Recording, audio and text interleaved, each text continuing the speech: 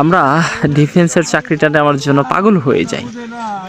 অনেকের স্বপ্ন, অনেকের শখ, কত স্বপ্ন থাকে চাকরিটার জন্য। আসলে ডিফেন্সের চাকরিটা খুব শখের, কিন্তু সুখের না। যে একমাত্র চাকরিটা করে সেই বুঝতে পারে, বা যে মানুষটা কষ্টটা পায় সেই মানুষটাই সে বুঝতে পারে যে ওই কষ্টটা কতটা ভয়ানক।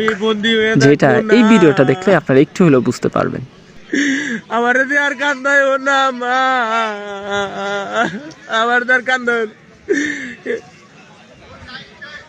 করতেছে করতেছে, আমি থাকবো না। তুমি আমু কথা বুঝতে,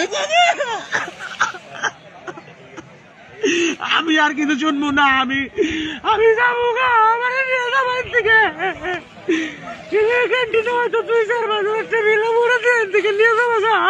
আমি কিন্তু আর আমি তুমি আরে তুমি আমার দিকে তাকাও, আমি বাঁচুন না, আমি মরে যাবো গা, আমি বাঁচুন না।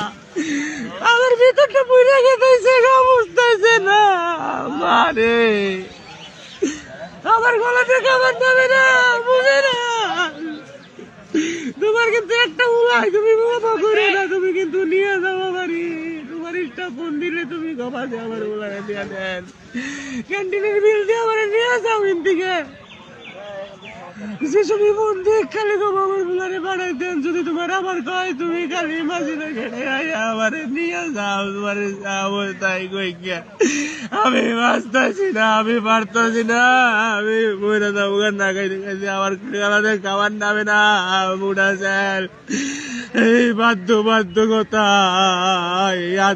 সেই ওই গরমের মধ্যে কাম করা। আমি বাচ্চা যাই, অন্য কিছু করবো, আমার দোয়ান করে দিবা, নইলে যা খুশি করে দেব, আমি বাচ্চা থেকে কাম করবো, আমি থাকবো না। আম্মু আম্মু ও মা, আমারে কিন্তু তুমি বিদেশে পাঠাবার চাইছিলে, আমি কিন্তু নিজের ইচ্ছায় মাঠ করে এনে আইছি শেষ মারে। তুমি কিন্তু বুঝতেছো তাহলে আমার কি পরিমাণ কষ্ট হইতেছে বা কিরকম লাগতেছে। এর দিকে আমি কইতাছি আমি যামুগা, আমি পারমুই না।